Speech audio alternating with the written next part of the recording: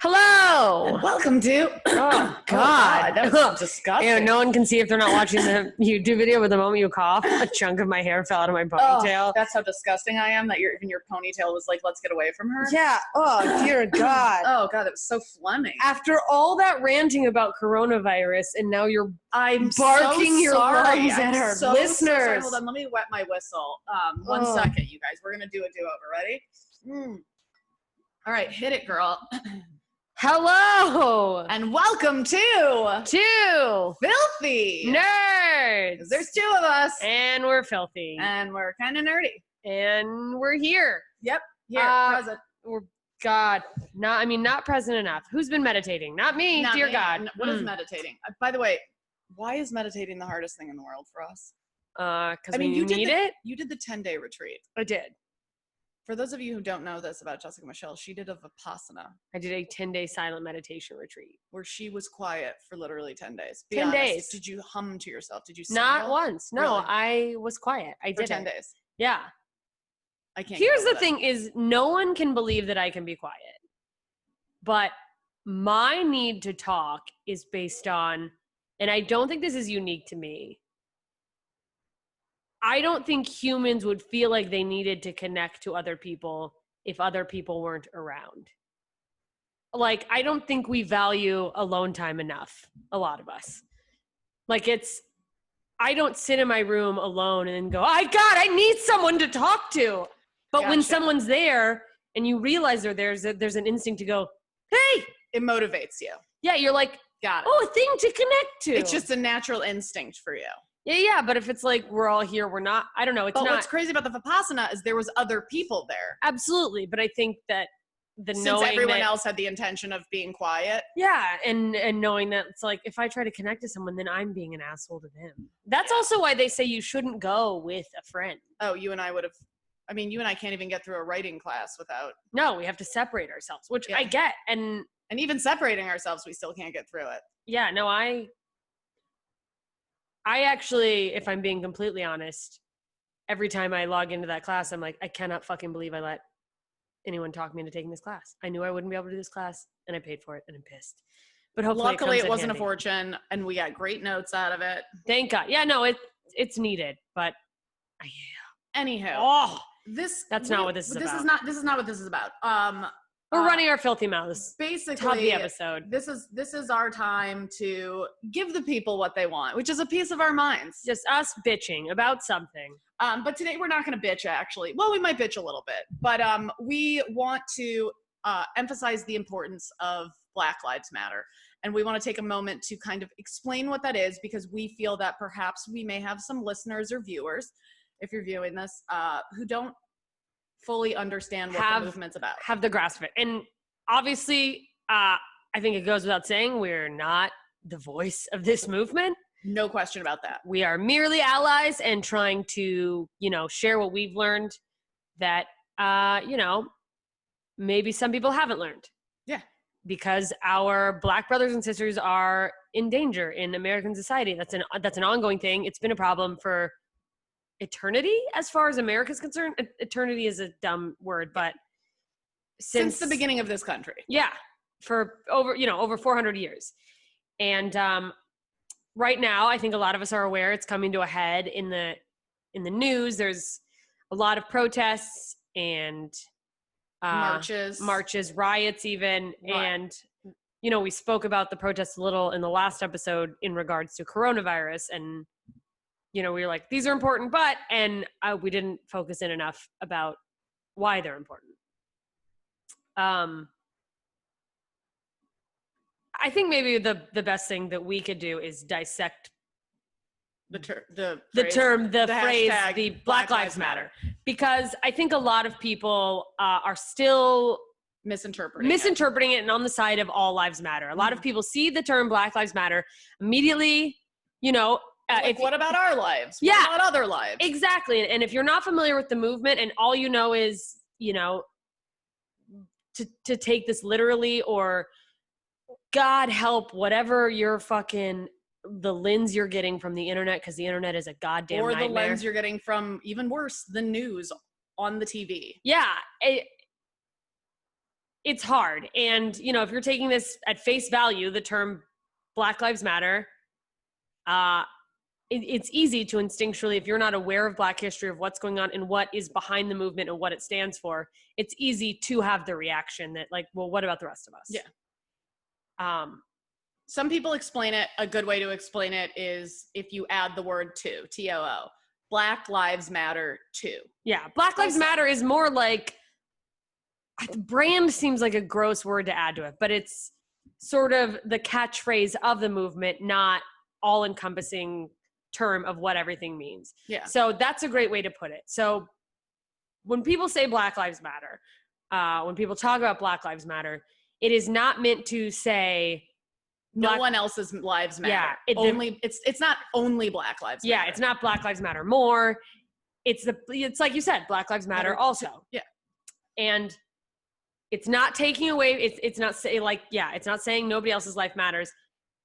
The best description I've seen to explain it, I wish I could remember who shared this. I think it was in a tweet, was that if you lived on a street with 10 houses and one house was on fire, and the fire department shows up and the neighbors come out and everyone's like helping put this fire out, you're not going to walk out of your house and go, well, what about my house? Why are you spraying down my house too? Because your house is not in danger. Yeah. So yes, I can wrap my head around the fact that if you are only receiving things from the news, if you don't have any, Black people in your circle, maybe you live in a town where you just don't come into contact with very many Black people. I get how you can go, well, why not the rest of us? Yeah. Because right now, the rest of us, historically speaking, we're okay. Yeah, and that doesn't mean that nobody has a struggle. Even the term white privilege, people go like, white privilege, I grew up and I struggled. Yeah, no, I was poor too. I was very poor. I grew up and it took me a while to understand the concept of privilege. I struggled too. I wasn't popular at camp one summer. It was rough. See? Nicole is part of the problem. No, but the concept of white privilege is that you never left, you haven't had to leave your house as a white person and worry that because of the color of your skin, you could end up dead. The color as a white person, and Jessica Michelle is a white person, the color of our skin hasn't made it harder for us in this world. Yes. That doesn't mean it hasn't been hard. That doesn't mean that you don't have a valid struggle. It means you don't have the added layer of, and also you have to overcome the color of your skin. You have to overcome how people will treat you because of the color of your skin. And there's also an argument within, white people, like, I'm Jewish. And a lot of Jews are like, well, people have discriminated against us. Yes, historically speaking, Jews have been discriminated against. But we also have the faces that we have and the skin that we have. And the only way someone, unless you're like a Hasidic Jew, the only way someone would know that we're Jewish is if we tell them. I can move through the day as a white person. Yeah. If there was a white supremacist, a neo-Nazi, if he saw me at face value, he would be like, oh, well, that's just a white woman. She's fine. I'm not going to fucking murder me. Lynch her. Jesus Christ. But if he could tell, he probably would. If you could tell by the color of a Jew's skin that they were Jewish, I assure you it would be as impossible to move through life as it is for a Black person in our country. That's important. And that being said, it shouldn't take, especially if you're someone who's a Christian or aspires to, or follows a religion where a key element is loving each other and doing the right thing. It shouldn't take, well, it could be me for you to, well, it's not. And like, even if it couldn't be you, you should still have empathy for the fact that right now it is a group of people who is being targeted by the police at alarming rates. And if you do not think they're being targeted by the police, if you want a perfect example of what it looks like because Black people are being targeted, I'm losing my words. You can see so many videos of white people being arrested by police and resisting arrest and running away and the cops just chasing after them. I've seen hundreds of videos like this. You can go on Reddit.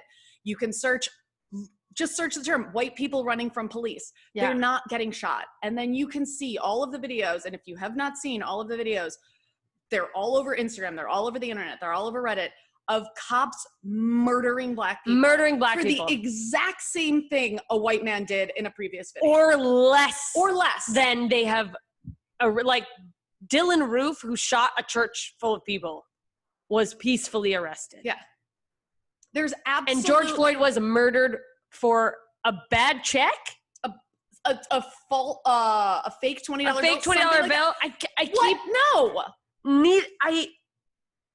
I'm there, and they do not de-escalate the situation. Yeah, they're not trained properly, first of all. It's like, or they're completely ignoring their training. Like, the fact that you can become a police officer with 21 hours of training and it takes like so much longer to do anything else, and these are the people responsible for protecting and serving the community. Yeah. I saw a tweet yesterday where a woman said, it takes me 4 years of school to become a lawyer to learn the law, but it takes a cop, what is it? Would you have 21 hours? 21 hours to enforce the law. That is insane. Yeah. They should be. How can you know the law after 21 hours and be given a gun and told, here you go, enforce the law? Because now you fully understand it. Yeah. That is impossible. If that's the case, if it takes 21 hours, then people should be able to be lawyers after 21 hours. Yeah, there's so many things. Do you want a lawyer who's studied for 21 hours? Do you want a doctor? Do you want a surgeon who studied for 21 hours? No. Who's just like, well, I have a scalpel, so I guess. And it's like, I'm in here for a routine checkup. Well, we should just cut you open because I have it in my repertoire. Yeah, I learned about it in hour 4. So there's that. Police brutality. And also, look up your numbers. There have been people coming to my post like, well, actually, it's this. And I've had more than one person have to backtrack. I had a guy delete his post because I was like, can you show your source? And let me be clear, is that I don't trust mainstream media. Do what you want with that information. Watch what news you want to watch. But if you want to go, well, CNN's this or Fox is this. Like, as mad as people get it at Trump about saying fake news, and I do too, because he's trying to... he's gaslighting. He's gaslighting, 100%. That being said, I still don't trust mainstream media. They have an agenda, and that agenda is ratings. Yeah. Like, they're very inflammatory. They play to who their audience is. Absolutely. They're not going to show a video of people sitting on the ground peacefully protesting. They're going to show videos of people burning down a building. Absolutely. But do the research. And and also keep in mind when you're looking up statistics, if you feel like you need to go, well, who's really getting arrested the most? Who's really committing the most crimes? You need to keep in mind, there's way more white people in the country when you look at those numbers. Mm-hmm. You can't break them down number for number. You have to do it based on the information that comparing percentages of people. So it's basically a sort of a per capita type of situation. But also that Black people are wrongly convicted. So you're looking at these numbers and it's like, there are white people who don't get convicted of the crimes. And there are Black people who are falsely targeted. And I don't know, I'm not finding the words because I'm getting worked up. Keep going. But the issue is there are statistics and numbers to back up this information. There is historical stuff, which I can almost guarantee if you went to a public school, and probably private schools, but I'm speaking from public schools specifically, unless you are in a majority black town, they leave out an insane amount of history. And when you start reading about the history of our country, Black history in general, that in itself is enough to piss you off, that you're like, why you just decided to not bring up all of these extremely important figures in history class ever. My history class glossed over the Civil War like it was like, oh, we had a little tiff and then it ended, no big deal, everyone's free. Water under the bridge. Yeah, like we took a field trip to Jefferson Davis's quote home, and if you aren't familiar, Jefferson Davis was second in command of the Confederate Army. I'm sure that a lot of his statues have been pulled down recently, as they should be. And people were like, here's where he lived. This was his celebrated home. Here in the back is where the employees live. And I'm like, employees? This is a plantation. These are slaves. Employees were slaves. None of this was okay. And also when people go like, it's heritage, not hate. And it's like, have you considered that maybe there is hate in your heritage? Yeah. Have you stopped for a second to go, hey, maybe if you go back far enough in your ancestry, you have some people that maybe have some fucking really ugly skeletons in their closet. And that sucks. But you got to acknowledge that if you want to move on from it. And also, why are you waving first of all, the Confederate flag shit? You're waving the flag. You're like, hey, look, remember these losers? Furthermore, I saw another thing. The Confederate flag is the same thing as a Nazi flag. And as far as heritage goes, you don't go to Germany and see statues of Hitler because it's part of their heritage. No, it is illegal to have a Nazi flag in Germany. And there are Nazi flags. They are in museums where there's things explaining what happened. And why it was so bad. Why the flag is hateful. Yes, there is a place for these things. It's a way in a space where can be explained in an educational way so that history does not repeat itself. Yeah. Yes, we need to know what the Confederate flag looks like. Yes, we need to know what it stands for. But we do not need it flying high anywhere. We do not need statues of slave owners or anyone who contributed to the Confederacy. Nobody wants to see a statue of the person that killed their ancestors. No one wants to see a street named after a person who killed their ancestors. Yeah. I don't want to drive down Hitler Drive. Yeah, who oppressed their entire family for, you know what I mean? It's like, it's truly astounding. And if you're someone who and look, it's okay to have not realized how deep this goes. I dated a guy who had a Confederate flag on his wall in high school, and he wasn't even white. And in my defense, he had a big old ding dong. So it's like sometimes you settle. You just overlook some really terrible shit. Mm-hmm. But it was this mentality that a lot of people have. They associate Confederate flag with the South, and instead of going, here's why the South was wrong, they go, the South, country music. There's a band called Alabama, and I think one of their albums used to have the Confederate flag on it. So they just go, no, it's because I like country music. And and fine, you don't realize what you're doing. But once you learn the history, once you start talking about it, now that you're seeing how deep that goes and what that really signifies, sometimes you have to let go of something when you realize that it's wrong. And also, this is not an agree to disagree conversation. There's no, well, you see things your way, I see things my way, let's just go about our way. No. This is, you now know the truth about a situation, about a group of people who have faced horrible things in this country and still face horrible things. And if you're just like, well, I don't necessarily agree with you. These are the facts. Fact. No one's lying to you. We're not making these things up. These are truths about our country, about a group of people. And it is now on you to take that information and open your fucking mind. Yeah, it sucks. It sucks having to be aware of what's going on. Oh, well, this is just really heavy. Well, imagine being a Black person who's had to deal with this forever. Yeah, and it sucks being like, oh my God, I've been part of the problem? Yeah, no, it's perpetuated this? And it does suck because our egos do all they can to ensure that we feel like we're doing the right thing, and having to grapple with the fact that, oh my God, I have been part of the problem. I've been part of the problem. I've done fucked up shit that I've made, I'm sure, jokes in the past, like ironically racist jokes or whatever when I was younger, thinking, oh, it's funny because it's like, how terrible would that be? Or like, but yeah, no, that's it. It's so hard to admit that you've fucked up. That's hard, and it hurts. And it's also hard to want to go against a system that has only benefited you in your life. Yeah. The model of white privilege has only done well for you your entire life. And to get rid of that model sounds like a scary thing. It sounds like, well, if I get, the benefits of my white privilege go away, then that puts me at a disadvantage. No, it does not. Taking away white privilege does not mean you still don't have privileges in life. Yeah, equality does not mean you get treated like shit. It means giving everyone else the same opportunities that you have had, that they have not had because of the color of their skin, that they have had to go over extra hurdles because of the color of their skin.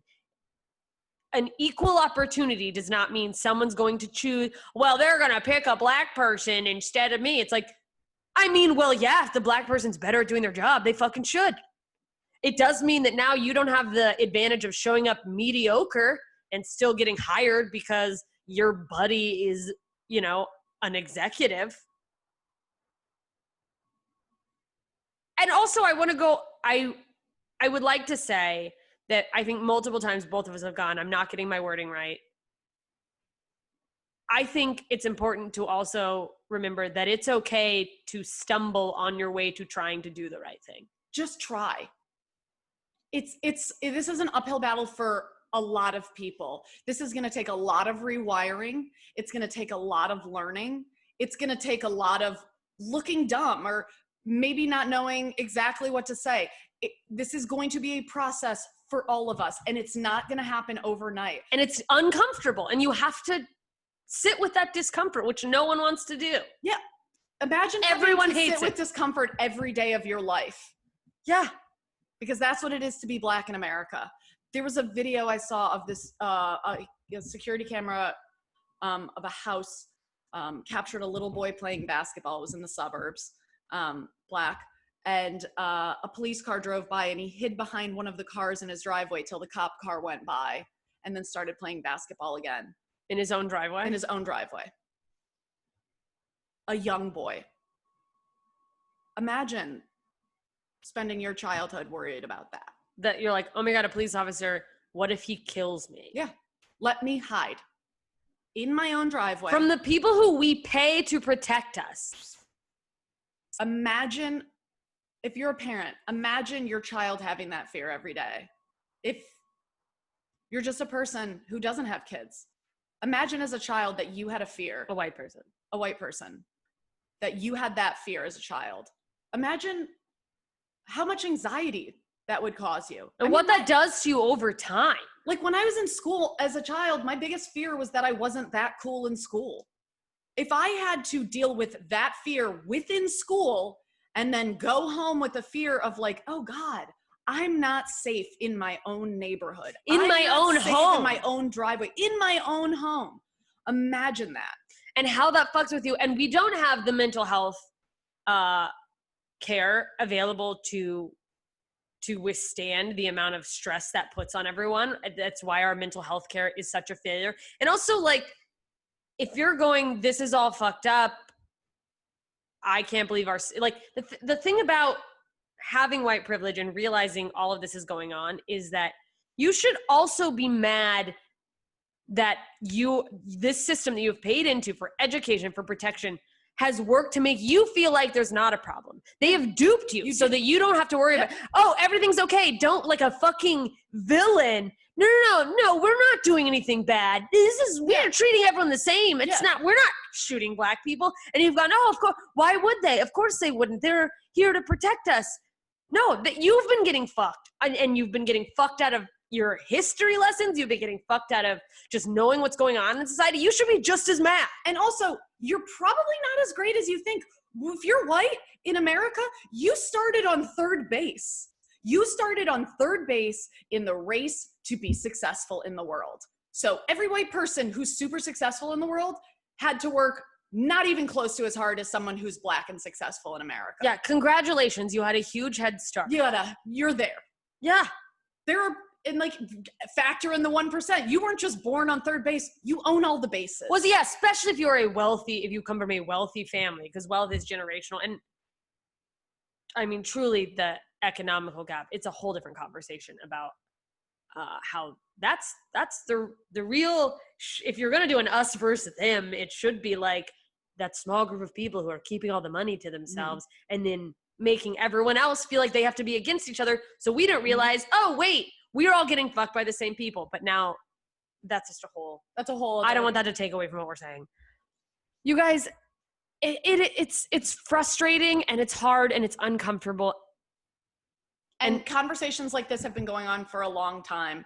And now conversations like this have been going on for a long time, but not as pervasive as they are now.